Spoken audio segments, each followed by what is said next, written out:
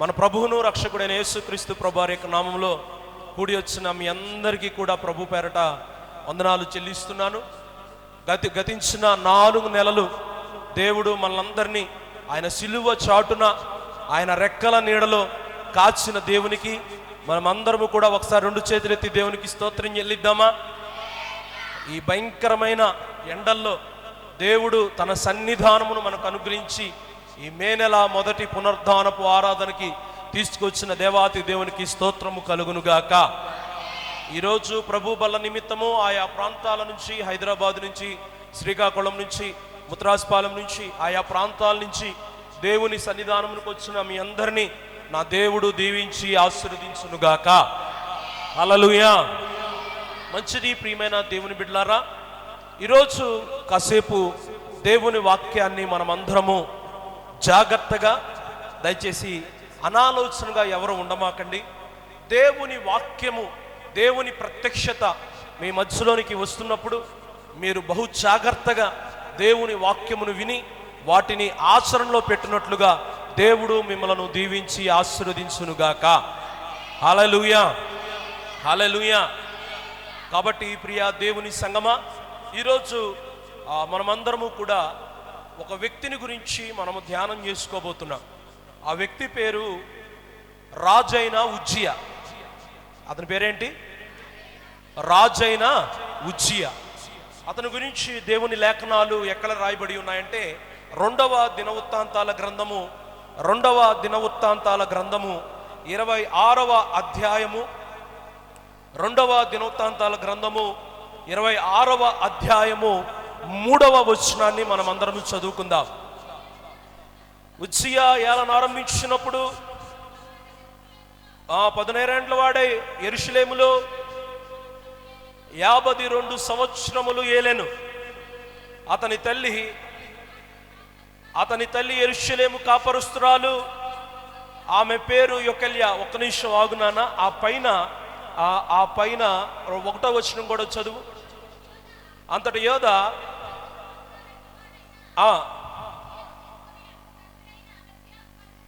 అమజ్యాకు బదులుగా రాజుగా నియమించాను. చాలండి, దేవునికి స్తోత్రం చెప్పండి.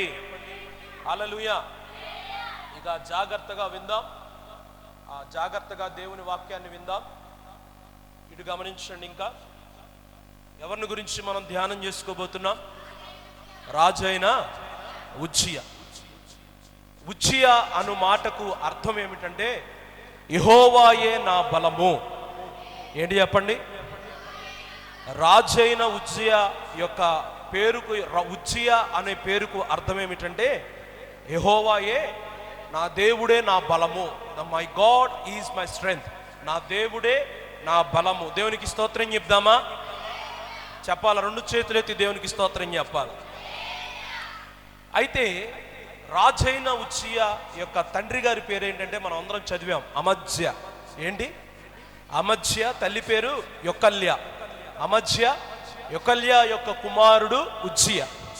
అతడు ఇశ్రాయేలు ప్రజలను 60 ఏండ్లు పరిపాలించినట్లుగా, యూదులకు రాజుగా దేవుడు ఆ తరువాత తన తల్లిదండ్రులు అతన్ని ఏర్పరిచినట్లుగా మనం అందరము చూస్తున్నాం. దేవునికి స్తోత్రం చెప్దాం. అయితే ఈరోజు జాగ్రత్తగా వినండి.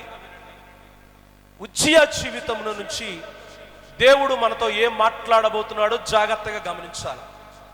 ఉజ్జియా తాను ఎలా ఆరంభించినప్పుడు, అంటే తన పరిపాలన ప్రారంభించినప్పుడు అతడు అప్పటికి స్థిరపరచబడలా.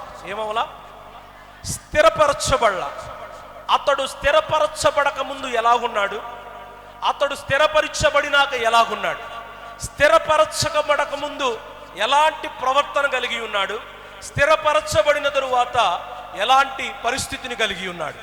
చాలామంది నేడు సంఘాలకు వస్తున్నప్పుడు మన ప్రారంభ దశలో మనం ఎలాగున్నాము, దేవుడు మనను ఆశీర్వదించిన తరువాత, దేవుడు మనను స్థిరపరిచిన తరువాత, దేవుడు మనను కాపాడిన తరువాత, దేవుడు మనలను రక్షించిన తరువాత మన జీవితము ఎలాగ ఉన్నదో ఒక్కసారి రాజైన ఉజ్జియా జీవితంలో నుంచి నా దేవుడు మానవ స్వరము మరుగు చేయబడి నా దేవుని స్వరము ఈ ఉదయకాలమందు మీతో మాట్లాడునుగాక. హల్లెలూయా, హల్లెలూయా. రాజైన ఉజ్జియా స్థిరపరచబడక మునుపు ఏం జరిగిందంటే ఇటు గమనించండి. రాజైన ఉజ్జియా దేవుడి దగ్గర అంటే తను ఏలన ఆరంభించినప్పుడు, అంటే తన రాజ్యాన్ని తన పరిపాలన ప్రారంభించినప్పుడు దేవుని దృష్టికి ఎలాగుండేవాడంటే మొదటిగా యథార్థముగా ఉండేవాడు. దేవునికి స్తోత్రం చెప్పాలా? ఒకసారి చదవండి ఆ వాక్యము, 26:4 చదవండి. తన తండ్రి అయిన అమజ్యా చర్య అంతటి ప్రకారము యెహోవా దృష్టికి యథార్థముగా, అంటే తిను స్థిరపరచబడక మునుపు తన ప్రారంభ దశలో ఎలాగున్నాడు చెప్పాలను తెరిచి దేవుని దృష్టికి చాలా యథార్థంగా బ్రతికాడు. దేవుడి దృష్టికి తన తండ్రి ఎలాగా జీవించాడో, తన తండ్రి తనకు ఏదైతే అలవాటు చేసి ఉన్నాడో దాని ప్రకారం ఏం చేశాడంటే దేవుని దృష్టికి, మనుషుల దృష్టికి కాక దేవుని దృష్టిలో అతడు యథార్థముగా జీవించాడు. మొదట ఏం చేశాడు చెప్పాలా? ఎలా ప్రవర్తించాడు? యథార్థంగా ప్రవర్తించాడు. తర్వాత చూద్దాం 26:5. దేవుని ప్రత్యక్షత ఏం చేశాడంట? రెండోది ఏంటి? దేవుని ప్రత్యక్షత విషయమందు తెలివినిచ్చు జక్రయ్య దగ్గర ఎలా ఉన్నాడంట అంటే మొదట ఎలాగున్నాడు? యథార్థంగా ఉన్నాడు. రెండోది ఏంటంటే దేవుని ప్రత్యక్షత కోసం ఎదురు చూస్తున్నాడు అతను. ఆమేన్. ఏం చేస్తున్నాడు? మొదట ఎలాగున్నాడు? యథార్థంగా ఉన్నాడు. తర్వాత దేవుని ప్రత్యక్షత కోసము ఎదురు చూస్తున్నాడు. గమనించాలి మాటలు. మొదట యథార్థంగా ఉన్నాడు, తర్వాత దేవుని ప్రత్యక్షత కోసము ఎదురు చూస్తున్నాడు. చదవండి. జకరియా దినములలో అతడు దేవుని ఆశ్రయించెను. దేవునికి స్తోత్రం చెప్పండి. మొదట ఏం చేశాడు? యథార్థంగా ఉన్నాడు. తర్వాత దేవుని ప్రత్యక్షత కొరకు ఎదురు చూసిన వ్యక్తిగా ఉన్నాడు. ఈ జకరియా అంటే ఎవరు? యాజకుడు. అవునా కదా? అంటే దేవుని దృష్టికి యథార్థంగా ఉన్నాడు, దేవుని దృష్టిలో ప్రత్యక్షత కోసం ఎదురు చూస్తున్నాడు, దేవుణ్ణి ఆశ్రయిస్తున్నాడు. అర్థమవుతుందా? ఇది ఎప్పుడు, ఈ అనుభవం ఎప్పుడుంది అతనికి? దేవునిలో స్థిరపరచబడక ముందు. ఏంటి? దేవునిలో స్థిరపరచబడక మునుపు అతడు ఎలాగున్నాడంటే యథార్థంగా బ్రతికాడు, దేవుని ప్రత్యక్షత కొరకు బ్రతికాడు, దేవుణ్ణి ఆశ్రయించాడు. అప్పుడు ఏం జరిగిందో తెలుసా? ఉజ్జియా దేవుని దగ్గర యథార్థంగా బ్రతకడాన్ని బట్టి, దేవుడి ప్రత్యక్షత కొరకు ఎదురు చూడడాన్ని బట్టి, దేవుణ్ణి ఆశ్రయంగా చేసుకుని జీవించాడు. కాబట్టి దేవుడు అతన్ని ఏం చేశాడంటే దేవుడు ఆయనకు సహాయం చేశాడంట. ఏం చేశాడు? దేవుడు ఏం చేశాడు ఆయనకి? ఎందుకు సహాయం చేశాడు చెప్పండి నోరు తెరిచి. యథార్థంగా బ్రతికాడు, పాపం లేని జీవితంలో జీవించాడు, దేవునికి ఇష్టమైన బ్రతుకును బ్రతికాడు, దేవుడి దగ్గర పాపము లేని వాడిగా పరిశుద్ధతను కలిగి తన పితరులు ఏ విధంగా అయితే పాపములో పడిపోకుండా నడుచుకున్నారో ఆ ప్రకారముగా రాజైన ఉజ్జియా మొదట యథార్థంగా నడుచుకున్నాడు.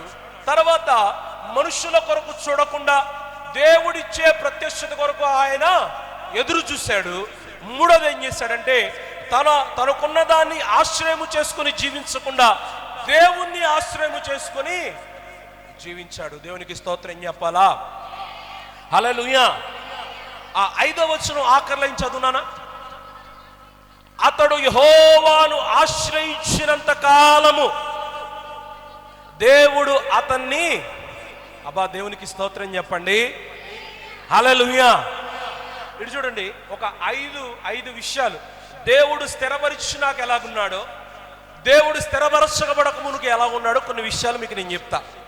స్థిరపరిచినక మునుపు యథార్థంగా బ్రతికాడని చెప్పాను, దేవుడి ప్రత్యక్షత కొరకు ఎదురు చూశాడని చెప్పాను, దేవుడిని ఆశ్రయం చేసుకుని బ్రతికాడు. అతడు యెహోవాను ఆశ్రయించిన కాలమంతా కూడా మొదట అతడు ఏమయ్యాడు చెప్పండి? ఏమయ్యాడు? వర్ధిల్లాను. ఎవరైతే యెహోవా దగ్గర యథార్థంగా బ్రతుకుతారో, ఎవరైతే యెహోవా ప్రత్యక్షత కొరకు ఎదురు చూస్తారో, ఎవరైతే యెహోవాను ఆశ్రయం చేసుకుని జీవిస్తారో, వారి జీవితాలు ఎలాగుంటాయంటే, ఎలాగ ప్రారంభమవుతాయంటే వర్ధిల్లముతో, అంటే ఆశీర్వాదముతో ప్రారంభమవుతాయి. హల్లెలూయా. కాబట్టి రాజైన ఉజ్జియా ఏం చేశాడంటే, యెహోవాను ఆశ్రయించినంత కాలము అతడిని దేవుడు ఏం చేశాడు? వర్ధిల్లింపజేశాడు. ఏది పట్టుకుంటే ఎక్కడికి వెళ్ళినా దేవుడు అతన్ని ఏం చేశాడు? ఎలా వర్ధిల్లింపజేశాడో తెలుసా? అతడు శత్రువుల దగ్గరికి వెళితే శత్రువులను ఓడించి, శత్రువుల పురములలో అతడు ప్రాకారములను కట్టించినట్లుగా రాయబడి ఉన్నది. దేవునికి స్తోత్రం చెప్దాం. హల్లెలూయా. అంత మాత్రమే కాదు, దేవుడు ఆయన్ని ఎలాగ వర్ధిల్లింపజేశాడో తెలుసా? ఆయనకంట వ్యవసాయం అంటే ఇష్టమంట. ఏంటి? ఆయనకు వ్యవసాయం అంటే ఇష్టమని చెప్పని అతడు ఎక్కడ బావి తవ్వితే అక్కడ దేవుడు నీళ్లు ఉబిగేటట్టు చేశాడంట. దేవునికి స్తోత్రం చెప్పండి. ఏం చేశాడు దేవుడు? అతడు బావి త్రవ్వగా నీళ్లను ఉబిగింపజేసి ఉన్నాడు. అతడి యుద్ధమునంతా కూడా దేవుడు, అతడు యుద్ధాలు చేసినప్పుడు దేవుడు అతనికి వర్ధిల్లతను దయచేశాడు. అతడు వ్యవసాయం చేయగా అక్కడ బావులు తవ్వగా దేవుడు తనకి వర్ధిల్లతను దయచేశాడు. అతడు ఎక్కడికి వెళ్ళినా అక్కడ దేవుడు అతనికి ఏం చేశాడంటే ఆశీర్వాదాన్ని ఇచ్చాడు. మొదటగా ఏం చేశాడు? దేవుడు వర్ధిల్లింపజేసి ఉన్నాడు. రెండవదిగా దేవుడు ఏం చేశాడంటే 26:7 చదవండి. ఫిలిస్తీన్లతోనూ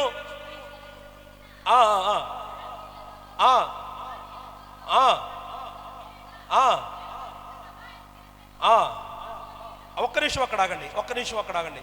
ఏం చేశాడు అతడు? దేవుడు ఆయనకి మొదట ఏం చేశాడు? అతనికి దేవుడు వర్ధిల్లింపజేశాడు. తర్వాత దేవుడు అతనికి ఏం చేస్తున్నాడు తెలుసా? ఎక్కడికి వెళ్తే అక్కడ సహాయం చేస్తున్నాడు. ఫిలిస్తీన్ల దగ్గరికి వెళ్తే సహాయం చేస్తున్నాడు. అక్కడ రాయబడి ఉన్నది, మహోనీయుల దగ్గరికి వెళ్తే అతడు యుద్ధం చేయగా ఆ యుద్ధంలో ఎవరు ఆయనకి సహాయం చేశారు? వర్ధిల్లింపజేశాడు, సహాయం చేశాడు. చెప్పండి, ఏం చేశాడు? వర్ధిల్లింపజేశాడు, సహాయం చేశాడు. దేవుడు వర్ధిల్లింపగానే అతడి జీవితం మారిపోయింది. దేవుడు సహాయం చేయగలనే తన రాజ్య పరిస్థితి మారిపోయింది. ఎందుకని ఇవన్నీ దేవుడు చేసుకుంటూ వస్తున్నాడు? అతడు ఎలా ఉన్నాడు? యథార్థంగా ఉన్నాడు. దేవుని ప్రత్యక్షత కోసం ఎదురు చూశాడు, దేవుణ్ణి ఆశ్రయించాడు. అందుకని దేవుడు అతనికి ఏం చేశాడు? మొదటగా వర్ధిల్లింపజేశాడు. తర్వాత దేవుడు ఆయనకి సహాయం చేశాడు. మనుషుల సహాయము వ్యర్థమని మీరు గమనించాలా. ఎప్పుడైతే దేవుడు నీవు ఆశ్రయిస్తావో దేవుడు నీకు సహాయం చేయాలా. మనుషుల సహాయము నీకు వ్యర్థమో. నీవు పడి ఉన్న స్థితిలో ఉన్నప్పటికీ కూడా నీవు దేవుణ్ణి ఆశ్రయిస్తే ఆయన నిన్ను పైకి లేవనెత్తే దేవుడుగా ఉన్నాడు. ఆయన నీకు సహాయం చేసే దేవుడుగా ఉన్నాడు. రాజైన ఉజ్జియా తాను స్థిరపరచబడక మునుపు యథార్థంగా బ్రతికాడు, ప్రత్యక్షత కొరకు బ్రతికాడు, దేవుణ్ణి ఆశ్రయించాడు. అతడు దేవుణ్ణి ఆశ్రయించగా దేవుడు అతన్ని వర్ధిల్లింపజేశాడు. దేవుడు అతనికి ఏం చేశాడు? దేవుడు ఆయనకి సహాయం దయచేశాడు. 3 చూడండి. అదే 26:7 26:8 చదువునాను. అమోనీయులు ఉజ్జియాకు పన్నిచ్చువారయ్యిరి. అతడు అధికముగా బలాభివృద్ధి పొందెను. దేవునికి స్తోత్రం చెప్పండి. ఏం చేశాడు? చెప్పండి అమ్మ నోరు తెరిచి. మీకొద్దా బలము మాకు కావాలన్న వాళ్ళు గట్టిగా చెప్పండి. హల్లెలూయా అని చెప్పమన్నా లేడు. దేవుడు ఏం చేశాడు? ఆయనకి బలాభివృద్ధి దయచేశాడు. నా దేవుడు నాకు బలాభివృద్ధి దయచేయును గాకనండి. నా దేవుడు నాకు బలాభివృద్ధిని దయచేయును గాక. దినీష 2 చేతులేసి చెప్తుంది, ప్రభా నాకు బలం కావాలి నాయన. ఆమెన్.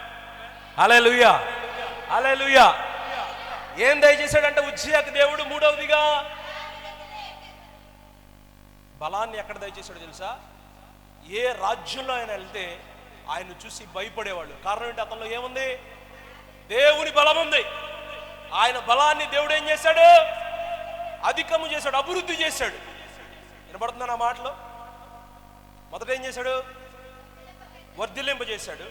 తర్వాత సహాయం చేశాడు. 3, నా దేవుడు నీ ఇంటి విషయంలో బలాభివృద్ధి దయచేయును గాక. ఆమేన్. హల్లెలూయా, హల్లెలూయా. ఏం చేశాడు దేవుడు? బలాభివృద్ధి దయచేశాడు. అవునా కదా? బలహీనమైన మనకు మన జీవితాల్లో దేవుణ్ణి ఆశ్రయించుగా ఆయన బలాభివృద్ధి దయచేసే దేవుడు. ఆమేన్, ఆమేన్. 4వది ఏంటో చూద్దాం.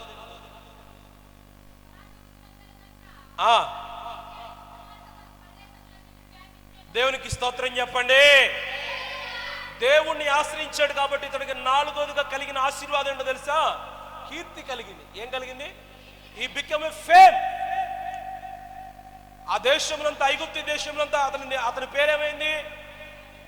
అబ్బో, ఉజ్జియా అనేవాడు చాలా మంచివాడు, ఉజ్జియా అనేవాడు చాలా బలాఢ్యుడు, ఉజ్జియాను దేవుడు వర్ధిల్లింపజేశాడు, ఉజ్జియాకు దేవుడు సహాయము చేశాడు, ఉజ్జియా దేవుడిని ఆశ్రయం చేసుకుని బతుకుతున్నాడు అని ఎవరు ఉజ్జియాను గురించి మాట్లాడుకున్నా అతడి కీర్తి అంతా కూడా ఐగుప్తు దేశంలంతా ఏమైందంట?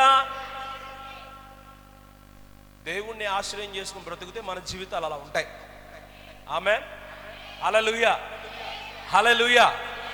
నా దేవుడు మీ కీర్తిని వ్యాపింపజేయునుగాక. ఆమేన్. మీకు విషయం తెలుసా? మనం అందరం ఏం చేస్తుంటాం తెలుసా? దేవుని బిడ్డలుగా ఉంటాం, ఉండి లోకంలో ఉన్న వారిని కీర్తిస్తూ ఉంటాం. ఏం చేస్తుంటాం? ఆడు గొప్పోడు, వీడు గొప్పోడు. ఇప్పుడు రాజకీయాలు వస్తున్నాయి. ఇప్పుడు రేపు మే 13 ఏంటి? ఎలక్షన్స్. కొందరేమో వాళ్ళు గొప్పోళ్ళు అంటారు, కొందరేమో వీళ్ళు గొప్పోళ్ళు అంటారు. కానీ దేవుడు అంటున్నాడు, నీ కీర్తి నేను వ్యాపింపజేస్తానంటున్నాడు ఆయన. ఆమేన్.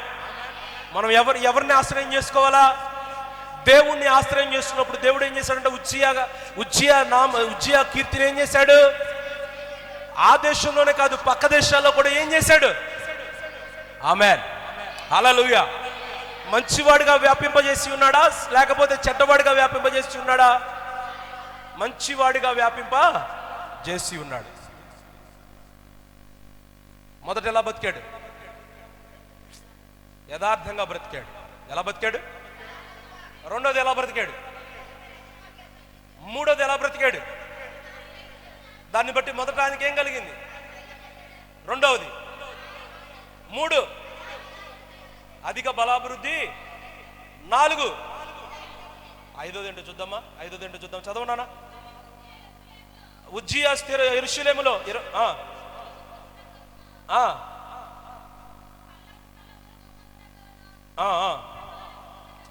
ఇవన్నీ చదువుకుంటా చివరిదాకా వెళ్తే ఏముంటుందో తెలుసా? అవన్నీ 26-15 చదవండి ఒకసారి. మరియు అతడు అమ్ములనేమి పెద్ద రాళ్ళనేమి ప్రయోగించుటకై ఉపయశాలలు కల్పించిన యంత్రములను యెరూషలేములో చేయించి దుర్గమ్మములోను బురుజులలోను ఉంచెను. అతడు స్థిరపరచుకోవడముకు ఆశ్చర్యకరమైన సహాయము కలిగను గనుక అతని కీర్తి దూరంగా వ్యాపించెను. చూడండి, 5ది ఏంటో తెలుసా? దేవుడు అతన్ని స్థిరపరిచెను. మొదట ఏం చేశాడు? దేవుడు ఆయన్ని వర్ధిల్లింపజేశాడు. 2, 3 ఏం చేశాడు? గట్టిగా చెప్పమ్మా. 4 కీర్తినిచ్చాడు కదా. 5ది ఏం చేశాడు? దేవుడు ఆయన్ని. ఓకే, ఇక్కడ దాకా బాగా అర్థమైంది కదా. ఎవరి గురించి మాట్లాడుకుంటున్నాం మనం? రాజైన ఉజ్జియాను గురించి మాట్లాడుకున్నాం. ఆ ఉజ్జియా అన్న మాటకు అర్థం ఏంటి? యెహోవాయే దేవుడే. ఓకే, ఇదంతా ఎప్పుడో తెలుసా? ఇదంతా ఎప్పుడు?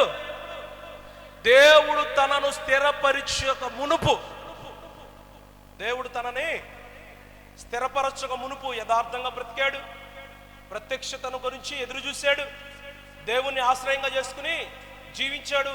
చాలా కాలం పాటు ఇశ్రాయేలు ప్రజలను చెప్పండి నోరు తెరిచి చక్కగా నడిపించాడు, యుద్ధాల్లో నడిపించాడు, ఆశీర్వాదంలో నడిపించాడు, యుద్ధశాలలు కట్టాడు, బావులు తొలిపించాడు, ప్రాకారాలు కట్టించాడు. ఇవన్నీ కూడా దేవుణ్ణి ఆశ్రయంగా చేసుకుని బ్రతికినంత కాలం, దేవుడు ఆయన్ను స్థిరపరచినంత కాలం దేవుణ్ణి ఏం చేసుకుని దేన్ని ఆశ్రయం చేసుకుని బతికాడు? నోరు తెరవండి. టిఫిన్ చేసి వచ్చారు అందరూ. దేవుణ్ణి ఆశ్రయం చేసుకుని బ్రతికాడు. దేవుణ్ణి ఆశ్రయం చేసుకున్నాడని దేవుడు ఏం చేశాడు? అతన్ని స్థిరపరిచాడు. అది చెప్పాలా? దేవుడు ఆయన్ని స్థిరపరిచేశాడు. అయిపోయింది. నువ్వు కూడా దేవుడు స్థిరపరచినంత కాలం మనం కూడా ఎలా ఉంటాము? దేవుణ్ణి చెప్పండి నోరు తెరిచి దేవుణ్ణి ఆశ్రయిస్తాం.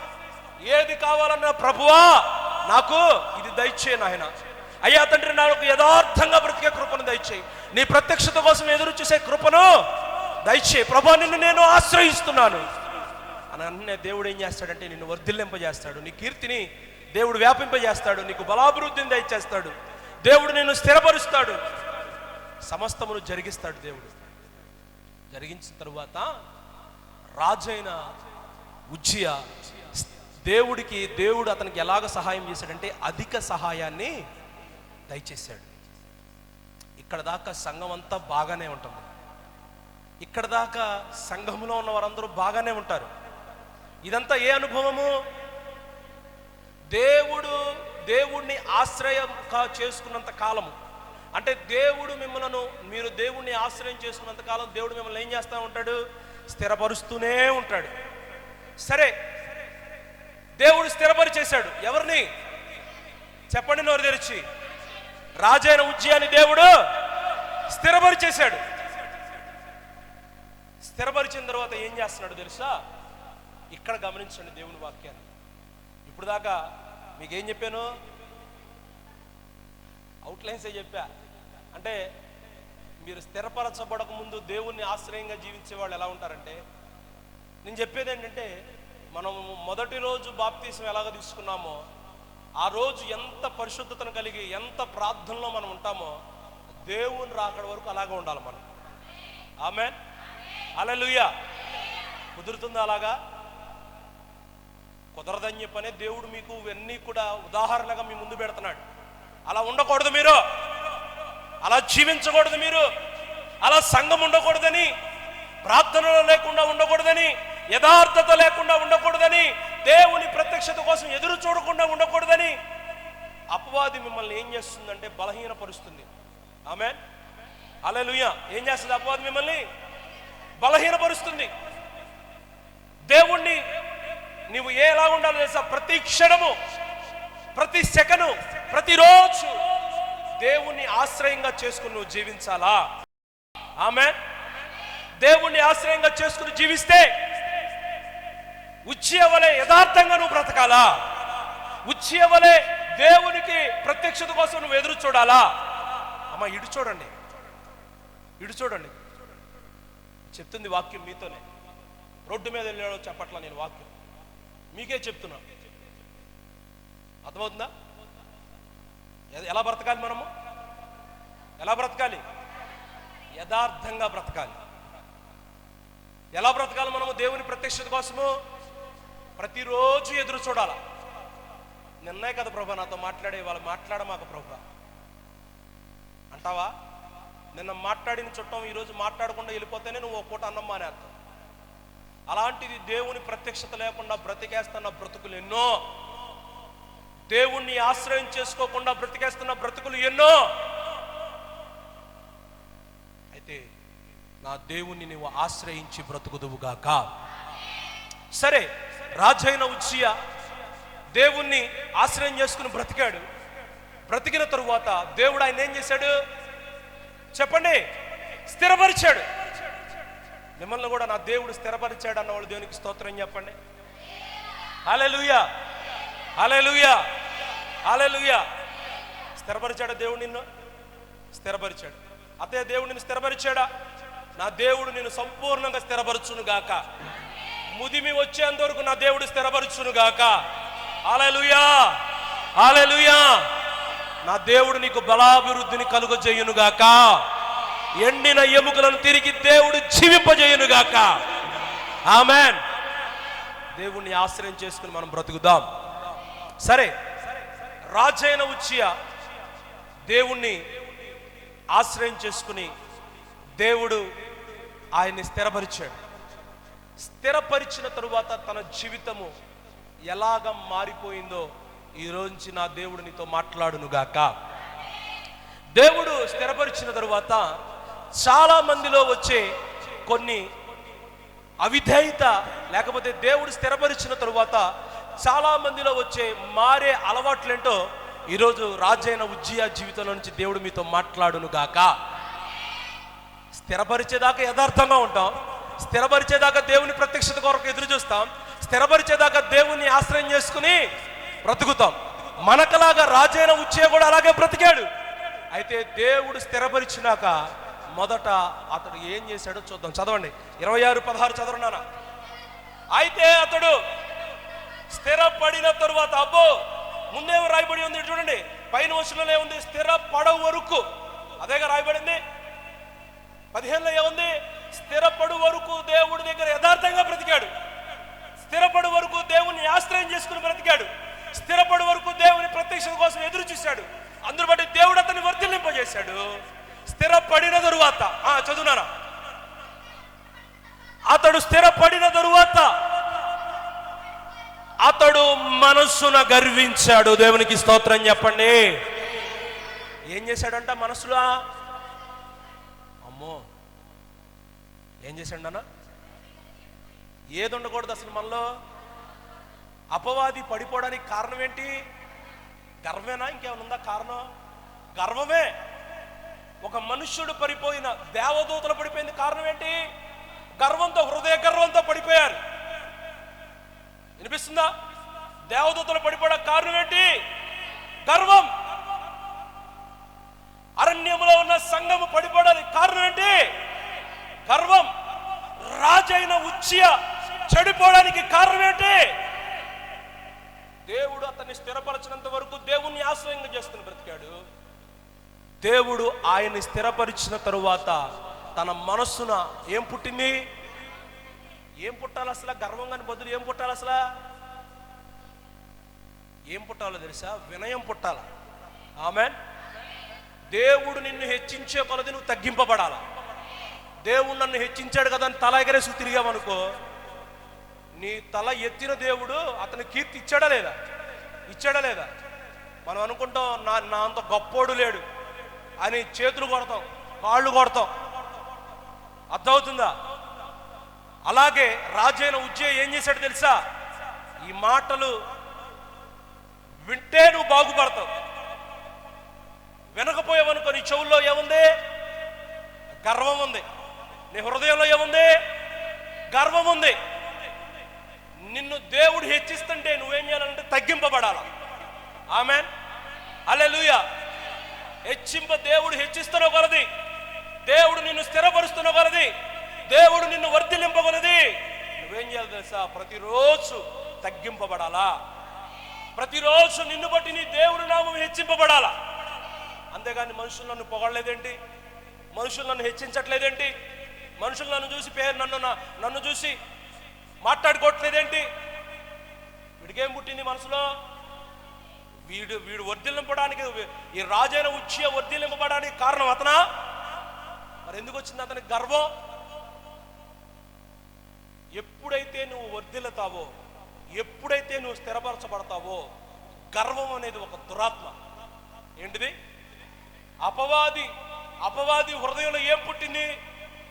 అరే నేను చేతులెత్తితే అందరూ చేతులెత్తుతున్నారు, నేను పాడుతుంటే అందరూ పాడుతున్నారు, నేను ఆరాధిస్తుంటే అందరూ ఆరాధిస్తున్నారు. దానికి స్తోత్రం చెప్దామా?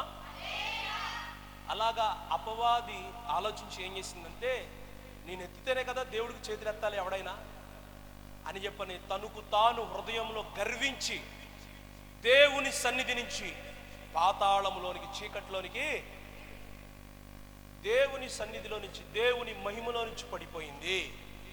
ఆమేన్. కారణం ఏంటి? ఎప్పుడు ఇది జరిగింది? స్థిరపరచబడిన తర్వాత. ఇప్పుడు బాగానే ఉంటావు, కొద్ది కాలం వెళ్ళినాక దేవుడు కాస్త నిన్ను వర్ధిల్లింపజేస్తాడు. వర్ధిల్లింపజేస్తే కళ్ళు ఎక్కడున్నా కళ్ళు ఎక్కడికి ఎక్కుతాయి? నెత్తికెక్కుతాయి. అప్పుడు దాకా మామూలుగానే నడుస్తావు. అప్పుడు ఎలా నడుస్తావు? ఎగిరెగిరి నడుస్తావు. అర్థమైందా? అప్పుడు దాకా మౌనంగానే ఉంటావు. అప్పటి నుంచి ఏం చేస్తావు తెలుసా? హృదయంలో గర్వం పుట్టిన కాడి నుంచి అనవసరమైన మాటలు వస్తాయి నోట్లో నుంచి. నాలాంటోడు లేడు, నేనే గొప్పదాన్ని. నీకులాగే మనకులాగే రాజైన ఉజ్జియా స్థిరపరచబడిన తర్వాత తన హృదయంలో ఏం పుట్టింది?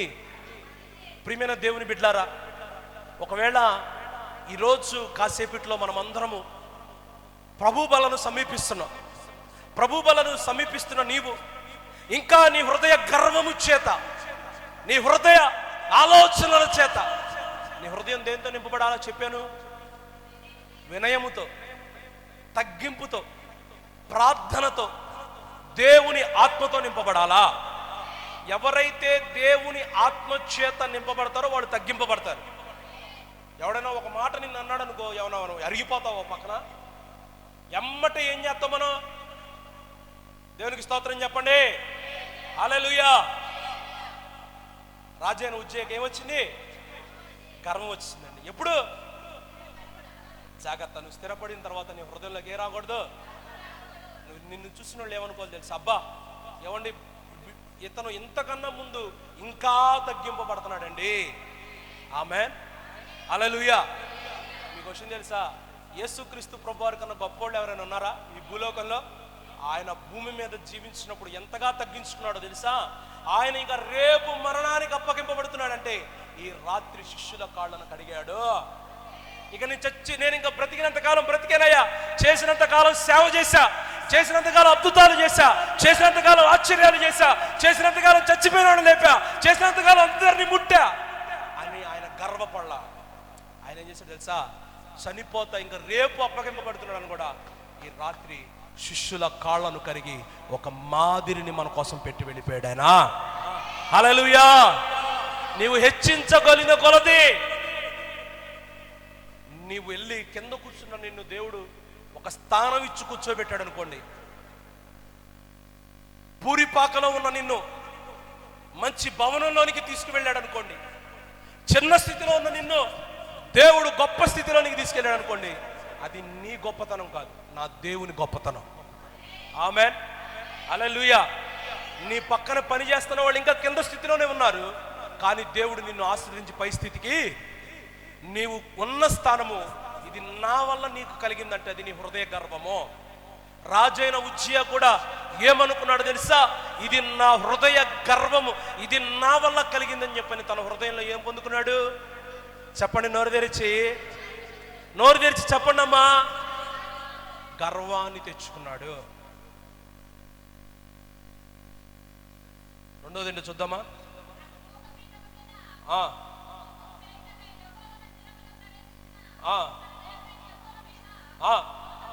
అబ్బో ఆగండి, ఏం చేశాడు? ఎవరికి చేశాడు ద్రోహం? ఇతను దేవుడైన యెహోవాకి ఇతను ఏం చేశాడు? ద్రోహం చేశాడు. చేశాడా లేదా? యెహోవాకి ద్రోహము చేశాడు. మొదట ఏం చేశాడు? దేవుడి దృష్టికి ఎలాగున్నాడు? ఇతను ఎలాగ మారిపోయాడు? గర్విష్ఠుడిగా మారిపోయాడు. తర్వాత ఏం చేస్తున్నాడు తెలుసా? యెహోవా ఇతనికి మేలు చేశాడా కీడు చేశాడా? మేలు చేశాడు. యెహోవా ఇతనికి మంచి చేశాడా కీడు చేశాడా? మంచి చేశాడు. యెహోవా ఇతనికి విజయాన్ని ఇచ్చాడా అపజయాన్ని ఇచ్చాడా? యెహోవా ఇతనికి అంత మేలు చేస్తే యెహోవాకి ఇతను ఎలాగుండాలి? వినయుడై ఉండాలి, లేకపోతే సాక్షిగా ఉండాలి. యెహోవా దగ్గర ఒక సాక్షిగా బ్రతకాలి. యెహోవాకు కృతజ్ఞతగా బ్రతకాలి ఇతను. అవునా కదా? కానీ ఎలా బ్రతుకుతున్నాడు? యెహోవాకు ద్రోహం చేసేవాడుగా బ్రతుకుతున్నాడు.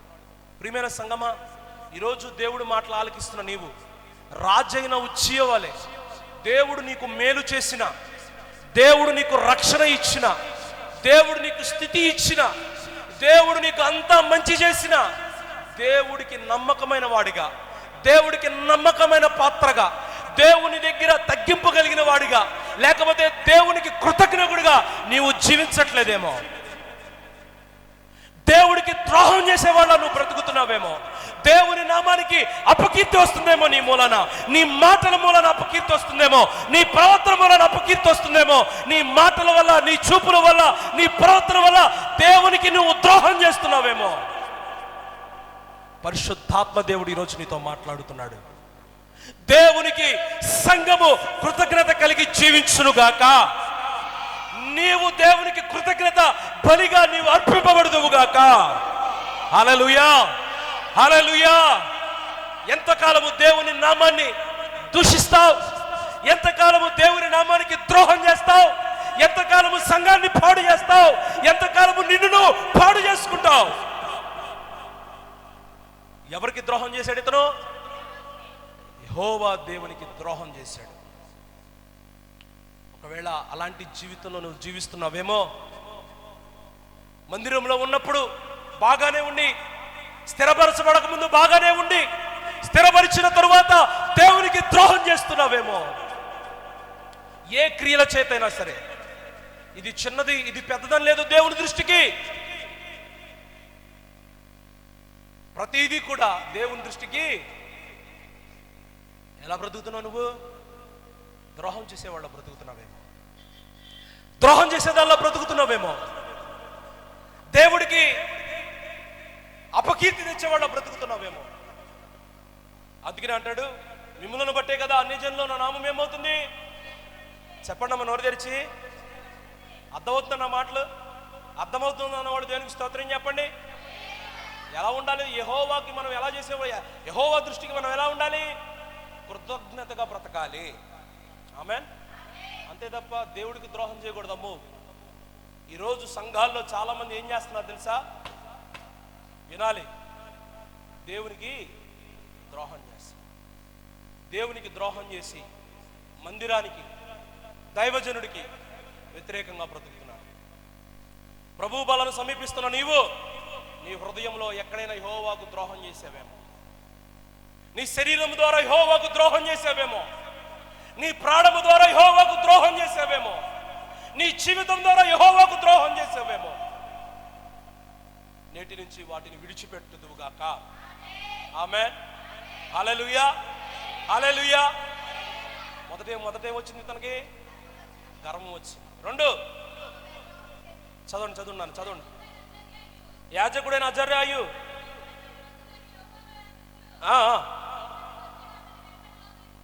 లోపలికి పోయిరి, రాజైన ఉజ్జియాను బెదిరించి యెహోవాకు ధూపము వేయుట.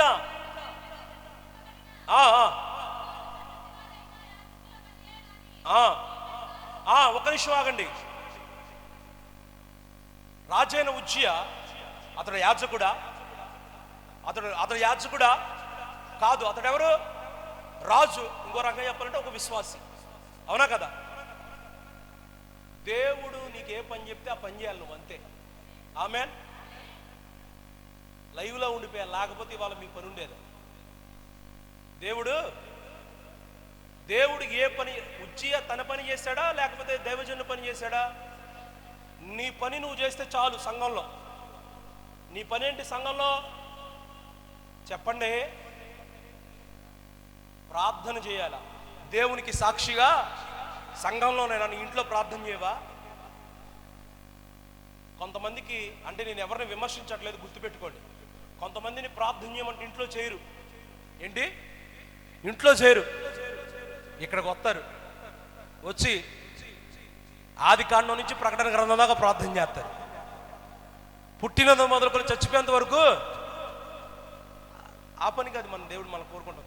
గుర్తుపెట్టుకోండి, మన పని అంటే మనము చెయ్యాల, మనకు అప్పగించిన పనిని నమ్మకంగా చేయాల. ఆమేన్. అందుని బట్టి నేను మన సంఘ యవన బిడ్డలను దేవుడు నిజంగా వారిని దేవుడు దీవించును గాక.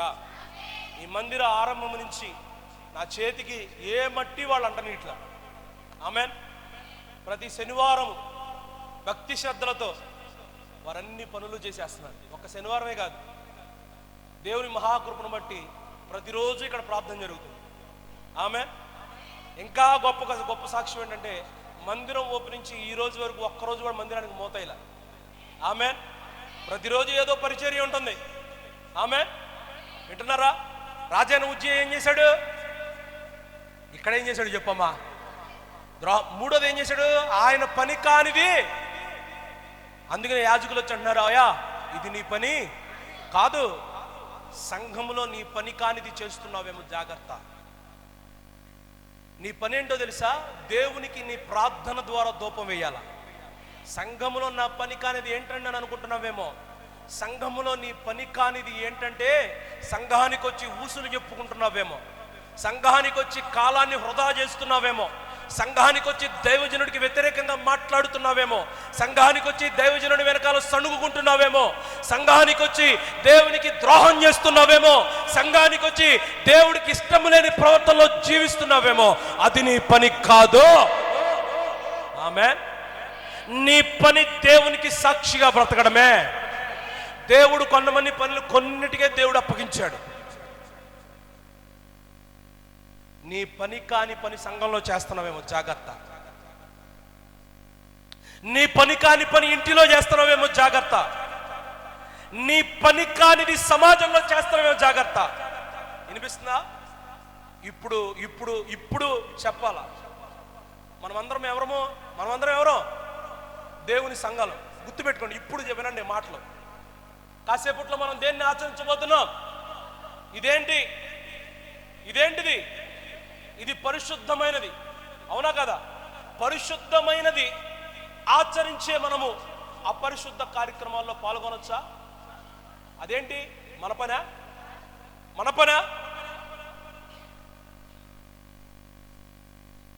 నాకు కొన్ని విషయాలు తెలుసు.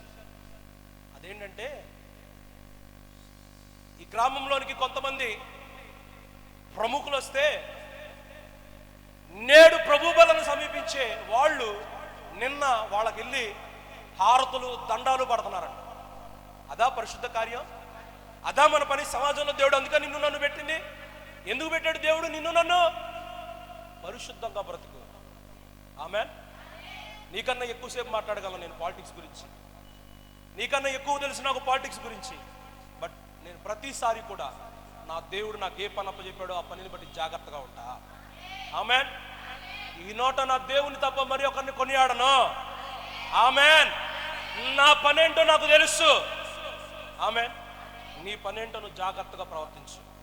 నీ పని కానిది నువ్వు పట్టుకుంటున్నావు, నీ పని కానిది నువ్వు చేస్తున్నావు, నీ పని కానిది నెత్తినేసుకుని బతుకుతున్నావు. రాజైన ఉజ్జియా గర్వము చేత రాజైన ఉజ్జియా ఏం చేశాడు? రెండవది ద్రోహం చేశాడు. రాజైన ఉజ్జియా తన కనిగానిది చేశాడు. ఏమైనా దేవుని సంగమా, నీ పని కానిది నువ్వు చేస్తున్నావేమో. నీ చేతులు ఏంటో తెలుసా? దేవుని రక్తం చేత కడగబడ్డాయి. ఈ చేతుల ద్వారా నువ్వు పరిశుద్ధమైన పనులు చేయాలి. ఈ నోటి ద్వారా పరిశుద్ధమైన మాటలు మాట్లాడాలి. నీ కళ్ళు పరిశుద్ధమైన వాటిని చూడాలి. నీ చెవులు పరిశుద్ధమైన వాటిని వినాలి. నీ నడకలు పరిశుద్ధమైన వైపు వెళ్ళాలి. ఏది నీ పను అదే నువ్వు చెయ్యాలి. దేవుడు నిన్ను పిలిచింది పరిశుద్ధురాలుగా ఉండడానికి. ఆమేన్. అంతైనా లేకపోతే నీలో మచ్చైనా కలంకమైన డాగైనా కనబడుతుందేమో చూడు, అది నీ పని కాదు. ఆమేన్. ఒకవేళ ఆ పనిలో నీవు ఉన్నావేమో, ఆ పని నుంచి నువ్వు బయటికి వచ్చుదువుగాక. ఆ రోజు రాజైన ఉజ్జియా పని అది కాదు. నేడు సంఘములో ఉన్న నీ పరిస్థితి అది కాదు. నీ పని ఏంటో తెలుసా? చావైనా బ్రతికైనా నీ కొరకే ప్రభువా. ఏది? పద్దాక మొబైల్లో ఉండడం నీ పనా? పద్దాక మొబైల్లో ఉండడం నీ పనా? పద్దాక ఫోన్లు మాట్లాడడం నీ పనా? పద్దాక నిద్రపోవడం నీ పనా? పద్దాక సోమరిపోతగా ఉండడం నీ పనా? పద్దాక వ్యర్థమైన మాటలు మాట్లాడుతూ నీ పనా? కాదు. రాజైన ఉజ్జియా పని కూడా అది కాదు. ఆమేన్. అర్థమవుతుందా? ఈ మాటలు చెప్పిన తర్వాత కూడా మీరు మారపోయారు అనుకోండి, ఇక దేవుడు మిమ్మల్ని దేవుడికే వదిలేస్తున్నానంతే. నాలుగో చూద్దాం. పరిశుద్ధ స్థలములలో ఆ ఆ ఆ ఆ ఆ ఆ అమ్మ ఒక్క నిమిషం ఏం చేశాడంటే అతను ఏం చేశాడు? యాజకుల మీద ఏమయ్యాడు? కోపపడ్డాడు. ఏం చేశాడు? ఒకప్పుడు ఏం చేశాడు? యాజకుల తెలివి కోసం ఎదురు చూశాడు. ఇప్పుడు ఏం చేస్తున్నాడు? ఉజ్జియా, నువ్వు చేస్తుంది తప్పు, రాజుగారు మీరు చేస్తుంది తప్పు. ఒకప్పుడు దేవుని తెలివితేటల మీద నువ్వు ఆధారపడ్డావు, దేవుడిని ఆశ్రయం చేసుకుని బ్రతికావు. కానీ ఇప్పుడు నీ ఇష్టం వచ్చినట్లు నువ్వు బ్రతుకుతున్నావు. ఇది నీ పని కాదు, ఇది దుపార్తి నువ్వు వేయకూడదు అని అంటే ఏం చేశాడు? యాజకుల మీద కోపం చూపించాడు. ఈరోజు దేవుని మాటలు ఆలకిస్తున్న నీవు కూడా దైవజనుల మీద కోపం ఉందా? కోపం ఉంటే ప్రభు బలం ముందే సమాధానపడు. ఒక దైవజనుడి మీదే కాదు, నీ తోటి సంఘస్థుల మీద ఎవరి మీదైనా నీకు కోపం ఉందేమో, ప్రభు బల్లకు ముందు వారితో సమాధానపడు. ఆమేన్. ఏం చేశాడు? నాలుగోదిగా ఎందుకు వచ్చింది తెలుసు? ఇవన్నీ ఎప్పుడు వచ్చినాయి? ఇవన్నీ స్థిరపరచబడిన తరువాత. ఒకటి ఏమైపోయాడు? గర్వము చేత. 2, 3 తన పని కానివి చేశాడు. 4 5 ఏంటి తెలుసా? ఇది చూడండి ఆల్రెడీ చదివేశారు ఇందాక. చెడిపోయాడు అంతే. దేంట్లో చెడిపోయాడు తెలుసా? ఆత్మీయతలో చెడిపోయాడు. ఆమేన్. పరిశుద్ధతలో చెడిపోయాడు, ప్రార్థనలో చెడిపోయాడు, మంచి ప్రవర్తనలో చెడిపోయాడు. ఇంకా దేంట్లో చెడిపోయాడో చూడండి. ఫస్ట్ ఎలా బతికాడు? యథార్థంగా బ్రతికాడు. అంటే దేంట్లో చెడిపోయాడినా? యథార్థతలో చెడిపోయాడండి. ఇంకా దేంట్లో చెడిపోయాడు తెలుసా? దేవుడు ప్రత్యక్షత పొందుకోవడంలో చెడిపోయాడు, దేవుడి దగ్గర ఆశ్రయించడంలో చెడిపోయాడు. చెడిపోయిన ఇతన్ని దేవుడు ఏం చేస్తాడో తెలుసా? ఇడు చూడాలా, ఇడేమైపోయాడు? చెడిపోయినోడు. అవునా కదా? దేంట్లో చెడిపోయాడు? యథార్థతలో.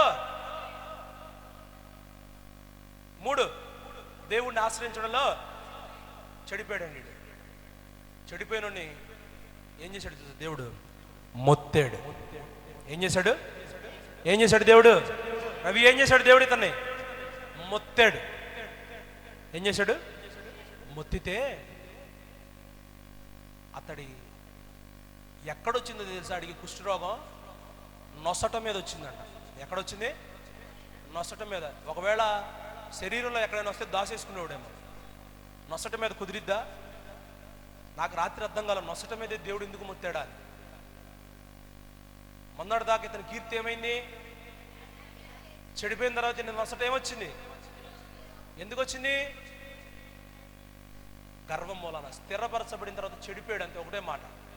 దేవుడు ఏం చేశాడు? అతన్ని మొత్తాడండి. మొత్తిన తర్వాత ఏమైపోయాడు తెలుసా? ఆ రోజు మొత్తిన వాళ్ళని ఎలా చూసేవాళ్ళు అంటే శాపగ్రస్తుల్లా చూసేవాళ్ళు. మొన్నటి దాకా ఎలా ఉన్నాడు ఇతను? వర్ధిలింపబడ్డాడు. ఇప్పుడు ఏమైపోయాడు? శాపగ్రస్తుడు అయిపోయాడు. ఏమైపోయాడు? శాపగ్రస్తుడు అయిపోవడం వలన కుష్ఠరోగం వచ్చింది. ఏమొచ్చింది? కుష్ఠరోగం వచ్చింది. మొత్తపడ్డాడు. ఇంకో విషయం తెలుసా? కింద ఏముంటుంది తెలుసా? ఇటు చూడండి. కుష్ఠరోగం వచ్చిన ఏం చేస్తారు? ఊరి చివర పెడతారు. ఈయన కాస్త రాజు కాబట్టి ఒక ప్రత్యేకమైన గది పెట్టారంట అంతే. ఏం చేశారు? నిన్నటిదాకా చక్కగా యెహోవా మందిరంలోకి వచ్చేవాడు. శాపగ్రస్తుడు మందిరంలోనికి రావడానికి, పాత నిబంధన కాలంలో యెహోవా మందిరంలోనికి రావడానికి అర్హత లేదు, వీలు లేదు. దేవుడి దృష్టికి దూరంగా వెళ్ళిపోయాడు. ఆ తరువాత తన జీవితము పాపములోనే, శాపములోనే, మొత్తబడడంలోనే, రోగములోనే ముగింపబడినట్లుగా బైబిల్లో రాయబడి ఉన్నది. అయితే ఈరోజు దేవుని మాటలు వింటున్న ప్రియ దేవుని సంగమా, నీ జీవితము అలా ముగింపబడ్డం నీకు ఇష్టమా? ఎలా ఆరంభమైంది నీ జీవితం, ఎలా ప్రారంభమైంది నీ జీవితం, ఎలాగా స్థిరపరచబడక ముందు ఎలాగుంది నీ జీవితం, ఆ తరువాత ఎలాగ మారిపోతుంది? గర్విస్తున్నావా? దేవునికి ద్రోహం చేస్తున్నావా? నీకు చెయ్యరాని పని నువ్వు చేస్తున్నావా? దైవజనుడి మీద దూషిస్తున్నావా? చెడిపోతున్నావేమో. లేకపోతే రాజైన ఉజ్జియాకి మారే అవకాశం దేవుడు ఇవ్వలేదు, సరిదిద్దుకునే అవకాశం దేవుడు ఇవ్వలేదు. కానీ యేసుక్రీస్తు ప్రభువారి యొక్క కృపను బట్టి దేవుడు నీకు మరి ఒక అవకాశాన్ని ఇస్తున్నాడు. దేవుడు నీకు ఒక మంచి అవకాశాన్ని ఇస్తున్నాడు. ఆయన కృపలో నీవు మారుదువుగాక, నీ ప్రవర్తన సరిచేసుకుందువుగాక. ఆమె పరిశుద్ధురాలుగా, పరిశుద్ధుడుగా నీవు జీవించుదువుగాక. Amen, amen. అలాంటి కృపను నా దేవుడు మీ అందరికీ దయచేయాలని కోరుకుంటూ నా ఈ మాటలు ముగిస్తున్నాను. నా దేవుడు మిమ్మల్ని అందరినీ దీవించి ఆశీర్వదించును గాక. అందరికీ వందనాలండి.